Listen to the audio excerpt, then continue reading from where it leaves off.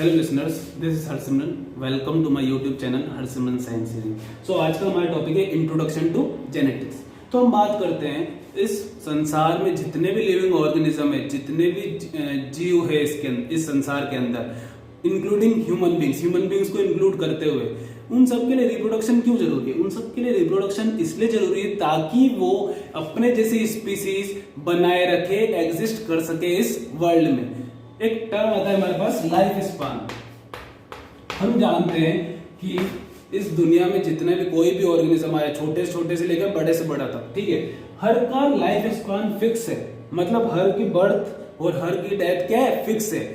अगर बर्थ हुआ है किसी का तो उसकी डेथ क्या होगी? पक्का है, निश्चित होगी। अब अगर किसी स्पीसीज की बर्थ हुआ और उसकी डेथ हो जाएगी, और इसके बीच अगर उसने रिप्रोडक्शन नहीं करा तो क्या होगा? आगे उसके जैसे ऑर्गेनिज्म कैसे डेवलप हो पाएंगे? और अगर उसके जैसे आगे ऑर्गेनिज्म डेवलप नहीं हो पाए तो उसकी स्पीसीज तो एक तरीके से इस वर्ल्ड में एग्जिस्ट करेगी नहीं और खत्म हो जाएगी। इसलिए क्या है, रिप्रोडक्शन बहुत ज्यादा जरूरी है। ठीक है, तो हम बात कर रहे हैं इंट्रोडक्शन टू जेनेटिक्स में। तो हम क्या करेंगे, एक एक टर्म लेके चलेंगे धीरे धीरे, फिर हम बात करेंगे जीन के ऊपर, क्रोमोसोम वगैरह हम आगे डिस्कस करेंगे। ठीक है, तो एक तरीके से हम बोल सकते हैं कि रिप्रोडक्शन जो होता है वो इंश्योर करता है continuity of species. It ensures continuity of species continue बनी रहे, ठीक है, एग्जिस्ट करती रहे, इसके लिए ये कौन करता है? रिप्रोडक्शन। उसके बाद हम बात करते हैं, हमारे पास टर्म आती है हेरिडिटी।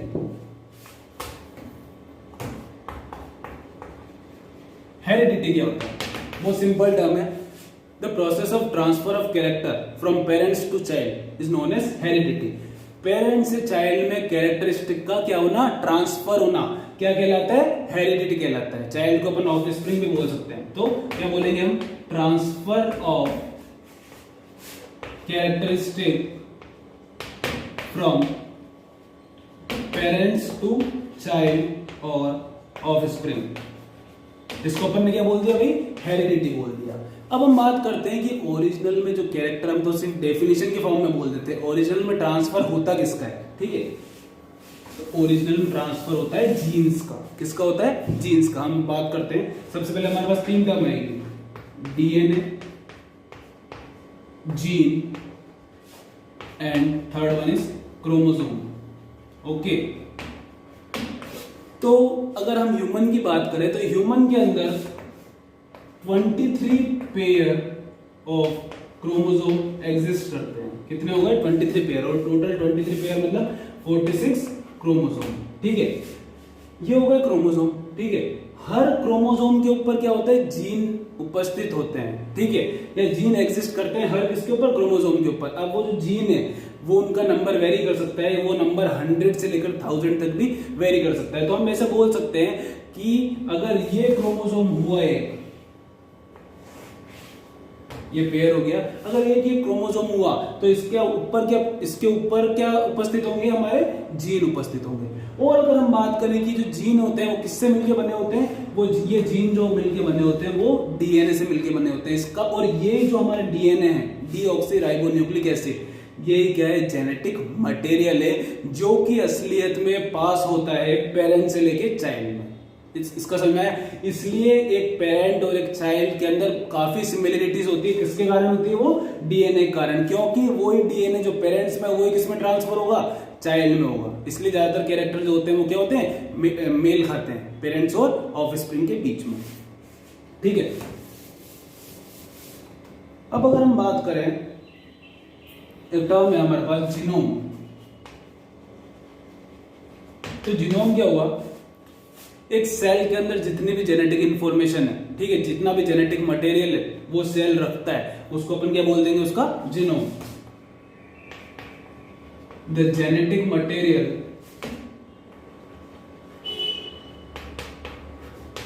प्रेजेंट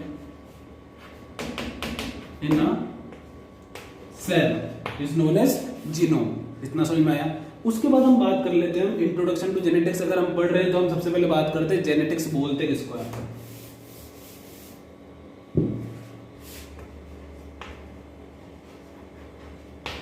तो जेनेटिक्स क्या है? It is a branch of science. एक साइंस की ब्रांच है विच स्टडी जो कि किसके बारे में स्टडी करती है? About genes, genetic variation and heredity. क्या बोला मैंने?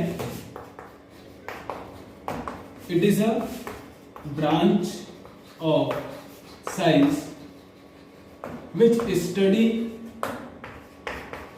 About genes, genetic variation. उन जीन्स के अंदर कोई वेरिएशन आया है क्या, कोई चेंज आया है क्या, जेनेटिक वेरिएशन, और अगर वो चेंज आया है तो उससे क्या फर्क पड़ा है इंसान के ऊपर, एंड हेरिडिटी। हेरिडिटी अपन सब जानते हैं, अभी बताया, ठीक है। तो ये क्या हो गया अपना, ये अपना हो गई जेनेटिक्स, ठीक है। अब ये जो जेनेटिक्स ब्रांच है ये हमारी ह्यूमन लाइफ के अंदर बहुत ज्यादा इंपॉर्टेंट है। इसके अंदर कंटिन्यू एडवांसमेंट होती जा रही है, रिसर्च होती जा रही है, और उसके हमको अच्छे फायदेमंद रिजल्ट भी मिल रहे हैं, नतीजे भी मिल रहे हैं। ऐसे कुछ नतीजों के बारे में हम बात करते हैं। फर्स्ट है जेनेटिक काउंसलिंग, ठीक है। तो आजकल जितने भी बड़े बड़े हॉस्पिटल्स होते हैं उसमें सब में जेनेटिक काउंसलर्स होते हैं, जो कि एक पर्टिकुलर फैमिली को जो कि इनहेरिटेड डिजीजेस से ग्रस्त है उनको काउंसिल देने के लिए या उनको इंफॉर्मेशन देने के लिए, उनको एजुकेट करने के लिए होते हैं उस पर्टिकुलर डिजीज के बारे में, उस पर्टिकुलर डिजीज से आगे जो फ्यूचर में तुमको प्रॉब्लम आ सकती है, तुम्हारे बेबी में जो प्रॉब्लम आ सकती है उसके बारे में, उसके मैनेजमेंट के बारे में, उसके प्रिवेंशन के बारे में, या फिर अगर कोई टेक्नोलॉजी ऐसी है या कोई अगर ऐसा ट्रीटमेंट है जिससे कि जेनेटिक डिजीज के अंदर हम चेंज ला सकते हैं, जेनेटिक डिजीज को हम ट्रीटमेंट कर सकते हैं, तो उसके बारे में सब जो होता है वो कौन बताता है? उनको जेनेटिक काउंसलर बताता है, ठीक है। तो जेनेटिक काउंसलिंग हो गई। जेनेटिक्स के बारे में जितनी भी, जेनेटिक्स के ऊपर जितनी भी अभी रिसर्च चल रही है, तो जेनेटिक काउंसलिंग यही है कि जितनी भी इनहेरिटेड डिजीज है जो कि ट्रांसफर होती है पेरेंट्स में, ऑफ स्प्रिंग में, तो इनको प्रिवेंट कैसे कर सकते हैं, इनका मैनेजमेंट का तरीका, वो सब हमको जेनेटिक्स से सीखने को मिलता है। सेकेंड है हमारे पास,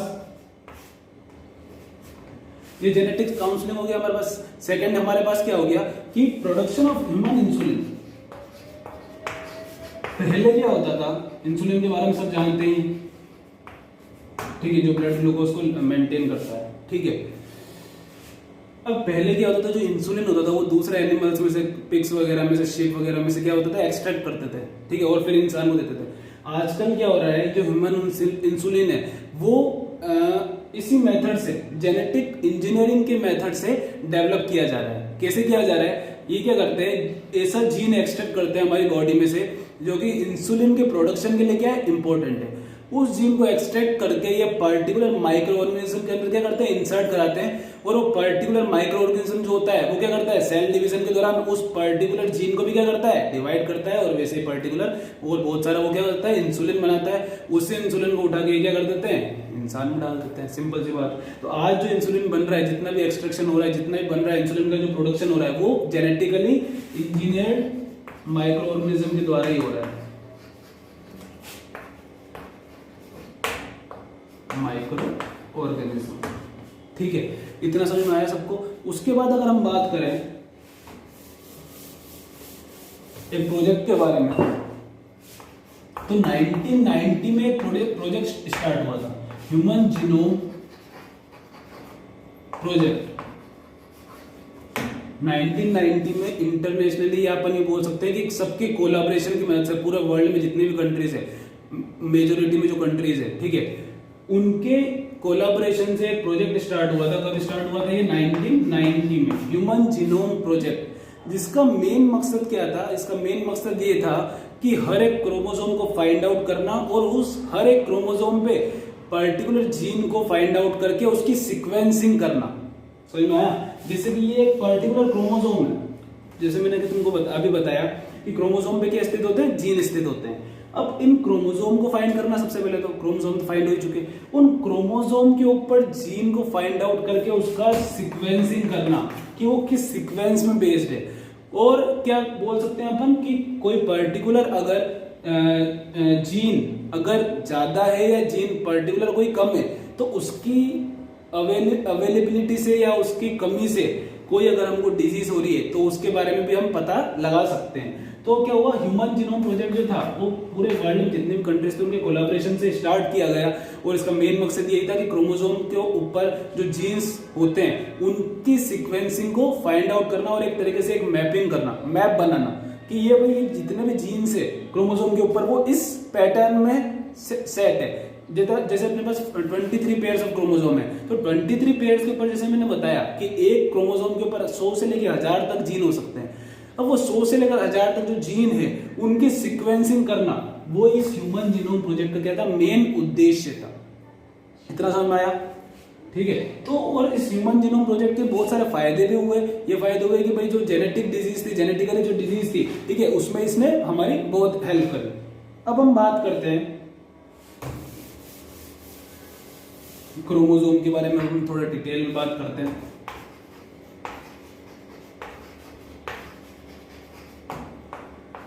ठीक है, तो हम बात करें जो क्रोमोसोम होता है, तो हमारी बॉडी में जितने भी सेल्स है, every body cell of our human body है, जितने भी ऑर्गेनिज्म है, ठीक है, उसके अंदर एग्जैक्ट कॉपी है जेनेटिक मटेरियल की। हमारी बॉडी है, कोई सा भी सेल उठा के देख सकते हैं, हमारे बाल का टुकड़ा भी उठा के देख सकते हैं, वो भी एक सेल है। ठीक है, तो हमारी जितने भी हमारी बॉडी में सेल प्रेजेंट है, सब में जीन जो है, सब में जो जेनेटिक इंफॉर्मेशन है वो क्या है, बिल्कुल एग्जैक्ट कॉपी है। ठीक है, बस इसके दो एक्सेप्शन है। दो टाइप के सेल्स ऐसे होते हैं जहां पे या तो इंफॉर्मेशन बिल्कुल ही नहीं है, या फिर अगर इंफॉर्मेशन है तो वो आधी ही है। फर्स्ट इसका जो एक्सेप्शन है वो है रेड ब्लड सेल। ठीक है, रेड ब्लड सेल जो होता है, हम सबको पता है कि रेड ब्लड सेल के अंदर क्या नहीं होता, एक मैच्योर रेड ब्लड सेल के अंदर क्या नहीं होता, न्यूक्लियस नहीं होता। और ये सबको पता होना चाहिए कि जो जेनेटिक इंफॉर्मेशन होती है वो एक न्यूक्लियस के अंदर ही पाई जाती है। एक सेल हो गया, ठीक है, इसका जो न्यूक्लियस है इसके अंदर ही जेनेटिक इंफॉर्मेशन पाई जाती है, डीएनए और आरएनए जो भी हो सकता है वो जेनेटिक मटेरियल। ठीक है, अब आरबीसी में तो जब आरबीसी मैच्योर हो जाता है तो उसके अंदर वो क्या कर देता है, अपना न्यूक्लियस लॉस्ट कर देता है। ठीक है, तो आरबीसी के अंदर तो क्या है, न्यूक्लियस ही नहीं और कुछ सेल ऑर्गेनिल्स भी नहीं, जिसके कारण वो डिवाइड भी नहीं हो पाता, जैसा कि अपन को पता है। ठीक है, तो जिसके कारण क्या होता है, रेड ब्लड सेल जो होता है वो डिवाइड भी नहीं हो पाता। अब यहाँ पे जो मेन बात है वो क्या है कि जो वायरस होता है एक पर्टिकुलर टाइप का, वो कभी रेड ब्लड सेल को अटैक नहीं कर पाता। ठीक है, वो कभी रेड ब्लड सेल को क्या नहीं कर पाएगा, अटैक नहीं कर पाएगा। क्यों नहीं कर पाएगा? इसका मेन रीजन ये है कि जो अपना जेनेटिक इंफॉर्मेशन, जो हमारे जेनेटिक मटेरियल है, वो सब बाद में जाके क्या बनाएंगे, एक चीज बनाएंगे, प्रोटीन बनाएंगे। वो इनका सबका काम क्या है, लास्ट में जाके प्रोटीन सिंथेसिस का काम है। ठीक है, अब रेड ब्लड सेल जो है उसके अंदर जेनेटिक इंफॉर्मेशन है ही नहीं, वो प्रोटीन का फॉर्मेशन करेंगे नहीं। और जो वायरसेस होते हैं उनको बाउंड होने के लिए प्रोटीन की ही जरूरत होती है। जैसे ये रेड ब्लड सेल है, इसके पास कोई प्रोटीन वगैरह कुछ भी नहीं, क्योंकि ये बना ही नहीं रहा, सिंपल सी बात है, कोई डीएनए वगैरह कुछ नहीं है। अब अगर इसके पास, बेचारे के पास प्रोटीन ही नहीं होगा, ठीक है, वो बाइंड आउट करने के लिए, तो क्या होगा, जेनेटिक इंफॉर्मेशन जो होगी वो कैसे ट्रांसफर होगी, सिंपल सी बात है। ठीक है, और प्रोटीन सिंथेसिस, जो वायरस का पर्टिकुलर काम क्या होता है कि एक प्रोटीन से जाके स्टिक होता है, लास्ट में क्या जाता है, उसके अंदर उस जो पर्टिकुलर तुम्हारा जो सेल था उसके अंदर ही क्या करता है, एंटर हो जाता है, और वो सेल क्या करता रहता है, इसकी उसको मैनिपुलेट करके वो वायरस उस सेल को मैनिपुलेट करके क्या करता रहता है, उससे खुद के जैसे और सेल्स बनाता रहता है। पर रेड ब्लड सेल के अंदर क्योंकि चूंकि क्या नहीं है, न्यूक्लियस नहीं, तो ये काम इस रेड ब्लड सेल के अंदर नहीं होगा। ठीक है, सेकंड एक्सेप्शन, फर्स्ट एक्सेप्शन तो हो गया रेड ब्लड सेल जिसके अंदर क्या होते हैं, कॉपी वगैरह नहीं होती जेनेटिक इंफॉर्मेशन। सेकंड जो हो गया हमारा सेक्स सेल्स हो गए, और मेल एंड फीमेल गैमेट हो गए। इसके अंदर जेनेटिक इंफॉर्मेशन होती है पर आधी होती है, एक तरीके से हम यूं बोल सकते हैं। जैसे कि मैंने बताया, हमारी बॉडी में जितने भी सेल्स हैं उनके पास सारी की सारी जेनेटिक इंफॉर्मेशन होती है, वो सब से पूरी बॉडी में हर जगह क्या होती है, हर सेल के पास सेम इंफॉर्मेशन होती है। हर सेल के पास 23 पेयर ऑफ क्रोमोसोम होते हैं। 23 पेयर मतलब 46 क्रोमोसोम हो गए।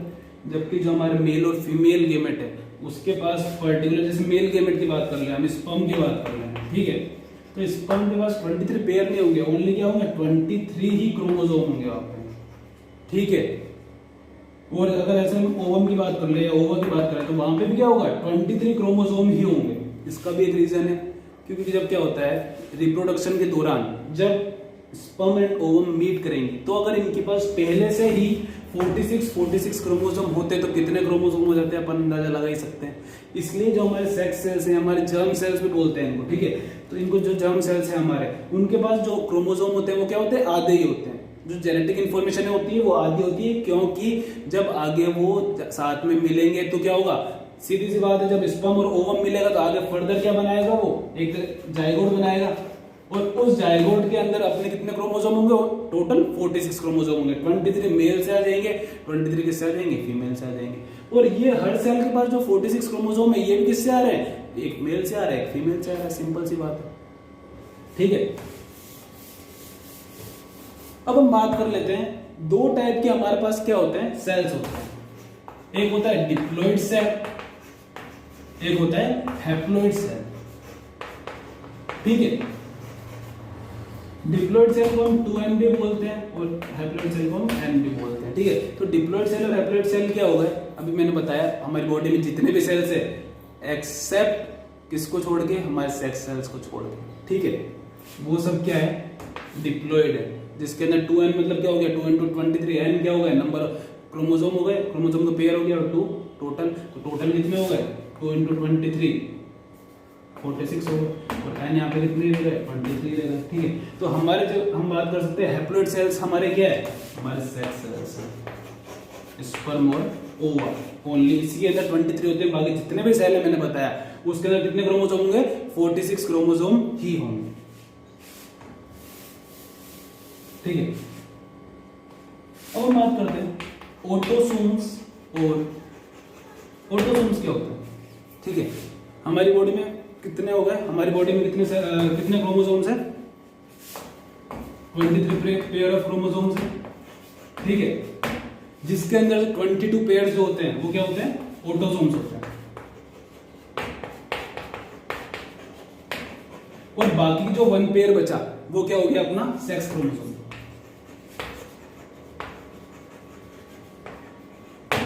तो दो टाइप के क्रोमोसोम हो गए हमारे बॉडी में, ऑटोसोम्स एंड सेक्स क्रोमोसोम्स। इनको हम जर्म सेल्स भी बोल सकते हैं, ठीक है। ऑटोसोम्स कितने पेयर हो गए, 22 पेयर्स हो गए, मतलब 44, एंड हमारे जो सेक्स क्रोमोसोम हो गए वो कितने हो गए, 1 पेयर हो गए, ठीक है। यहां तक समझ में आया।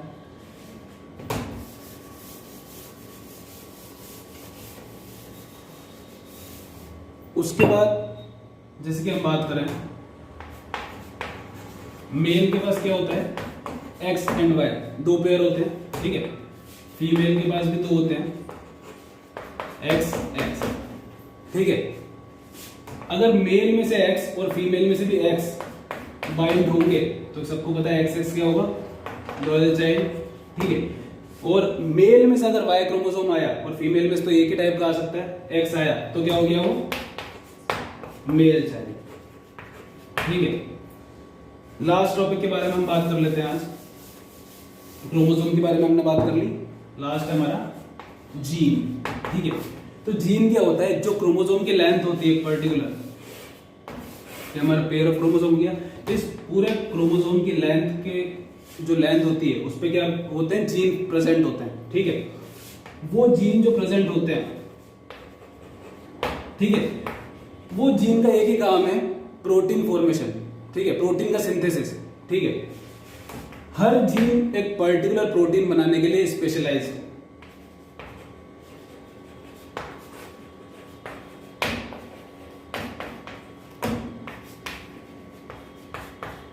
For a particular protein synthesis. और जैसे कि मैंने बताया हमारी बॉडी में टोटल कितने क्रोमोसोम, टोटल कितने जीन्स हो सकते हैं, 25,000 to 30,000। अब अगर 25,000 to 30,000 हमारी बॉडी में जीन्स है तो वो क्या करेंगे, 25,000 से लगा के 30,000 तक अलग अलग टाइप के क्या बनाएंगे, प्रोटीन्स बनाएंगे, ठीक है।